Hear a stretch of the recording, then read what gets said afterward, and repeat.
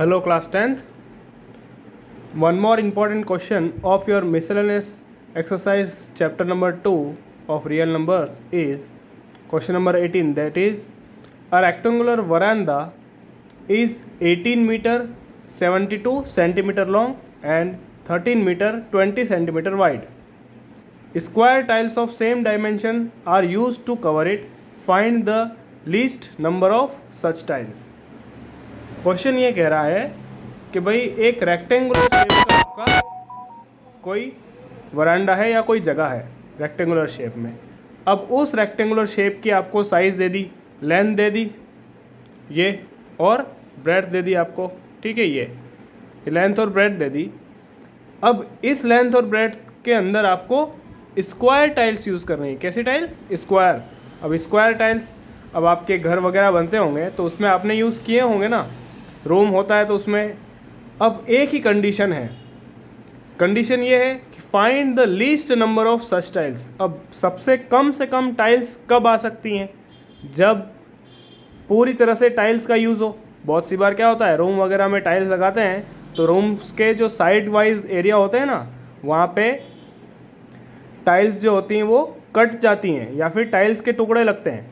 पूरे रूम में तो बड़ी बड़ी एक जैसी टाइल्स लग जाती हैं, लेकिन जो कॉर्नर्स होते हैं, जो इन आउटर पेरीफेरी होती है, जैसे ये रूम है, ये वाला जो पोर्शन होता है, ये वाला, यहाँ पे आपके अगर एक जैसी टाइल्स नहीं लगी तो क्या होता है, टुकड़े लगाने पड़ते हैं। तो टुकड़े लगाने पड़े मतलब क्या, टाइल का वेस्टेज हुआ। तो अपन को वो वेस्टेज नहीं करना है, बस ये चेहरा है। अब नंबर ऑफ टाइल अगर कभी भी निकालना हो तो उसके लिए एक फॉर्मूला, सिंपल सी चीज़ होती है, वो ये होता है नंबर ऑफ, अगर टाइल्स कभी भी निकालना हो तो जो एरिया होता है रूम का, यहाँ पे वरांडा है तो जो एरिया रूम का है, मतलब जो बड़ी चीज़ है, रूम या वरांडा, रूम या वरांडा का एरिया, ठीक है, और उसको डिवाइड कर दो आप एरिया ऑफ टाइल, ठीक है। यूनिट्स, दोनों के यूनिट्स आपके सेम होने चाहिए। अब अपने पास एरिया ऑफ रूम तो अपन निकाल लेंगे, इसका और इसका लेंथ और ब्रेड्थ दे रखी है आपको एरिया ऑफ रूम के लिए, तो उसका एरिया तो निकल जाएगा। लेकिन अब एरिया ऑफ टाइल कैसे निकालोगे? आपको तो सिर्फ इतना बता रखा है, स्क्वायर टाइल्स हैं और सभी की सभी टाइल्स एक जैसी साइज की हैं। तो कैसे करेंगे वो देखो। ऐसे करेंगे कि सपोज आपके पास इस तरह का एक रूम है, ये रूम का मैंने एक ऐसे ही सिंपल डायग्राम बना दिया, रेक्टेंगल, ये लेंथ है इसकी और ये ब्रेड्थ है। तो क्वेश्चन कह रहा है लीस्ट नंबर। अब एरिया फाइंड करने के लिए एरिया टाइल का चाहिए, तो स्क्वायर टाइल जो है, स्क्वायर की जो साइड होगी उसका स्क्वायर होगा, है ना। साइड का स्क्वायर मतलब जो एक टाइल का साइड है ना, एड्ज जो है उसका स्क्वायर। अब जो एड्ज है वो कैसे निकालते हैं वो देखो। जो इसकी स्क्वायर साइड, जो ये एक साइड होगी, ये वाली, ये चारों तरफ जो ये साइड होंगी वो कैसी होनी चाहिए कि 1 2 3 4 लेंथ को और ब्रेड्थ को इक्वल पार्ट्स में डिवाइड करें, ऐसी साइड होनी चाहिए। मतलब लेंथ जो अपनी दे रखी है 1872 सेंटीमीटर, ये 18 मीटर 72 सेंटीमीटर को मैंने पूरा सेंटीमीटर में चेंज कर दिया, और जो ब्रेड्थ है आपकी 1320 सेंटीमीटर पूरा चेंज कर दिया सेंटीमीटर में। इन दोनों को इक्वली डिवाइड करें, और इक्वली डिवाइड करें इसका मतलब क्या, कॉमन फैक्टर होना चाहिए। और वो कॉमन फैक्टर कैसा होना चाहिए, बड़ा से बड़ा, तो हाईएस्ट कॉमन फैक्टर, जिसका मतलब HCF, इन दोनों का HCF निकालना है अपन को। तो उससे क्या आ जाएगा, HCF निकालना है तो उससे अपनी क्या जाएगी, स्क्वायर की साइड आ जाएगी। स्क्वायर की जो साइड का लेंथ है एक साइड का, वो आ जाएगा, ठीक है। तो ये निकालो। चलो HCF निकालने के लिए क्या करते हैं अपन, प्राइम फैक्टराइजेशन, प्राइम फैक्टराइजेशन तो कीजिए प्राइम फैक्टराइजेशन। फर्स्ट का निकालिए, क्या आएगा?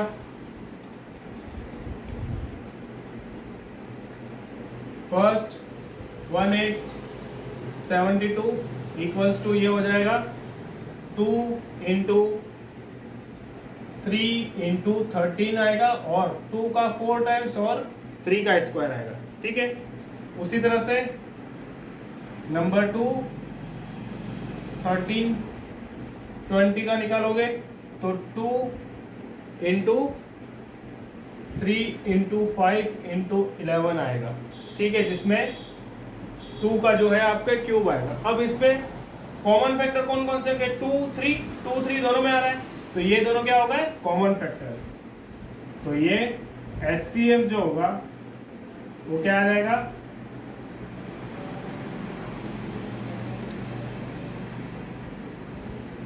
वो आ जाएगा 2 इंटू 3। अब 2 इंटू 3 में सबसे स्मॉल पावर कौन सी है? 3 की 1 पावर और 2 की 3 पावर। ठीक है, तो ये जो आएगा आंसर वो आएगा 8 इंटू 3 इक्वल्स टू 24 सेंटीमीटर। क्या आया? Side of square tile equals two आ गया 24 सेंटीमीटर। ठीक है, 24 सेंटीमीटर। अब अपन निकाल लेंगे क्या? एरिया ऑफ टाइल, वो क्या आ जाएगा? 24 का होल स्क्वायर और सेंटीमीटर स्क्वायर। इसी तरह से एरिया वरांडा का भी आ जाएगा। क्या आ जाएगा? Area of veranda 1872 into 1320। ठीक है, इन दोनों का एरिया। अब डिवीजन कर दें, ये मैं अभी मिटा रहा हूं। ये दोनों एरिया इस तरह से आ जाएंगे, फिर इन दोनों का डिवीजन करना है, तो नंबर ऑफ टाइल आ जाएगी 1872 जो कि एरिया ऑफ वरांडा है अपॉन 24 का स्क्वायर। ये आपका आ चुका है। ठीक है, लिखो इसको आगे। जब इसको आप डिवीजन करोगे तो आप इनके फैक्टर्स लिख लीजिए, तो आपके लिए इजी हो जाएगा। मैं यहाँ पे लिखता हूँ, फैक्टर्स लिख लीजिए तो इजीली आपको सारे फैक्टर्स लिख लो। ये तो हो गए इसके फैक्टर और ये इसके फैक्टर। फैक्टर्स लिखने से डिवीजन इजी हो जाएगा आपका।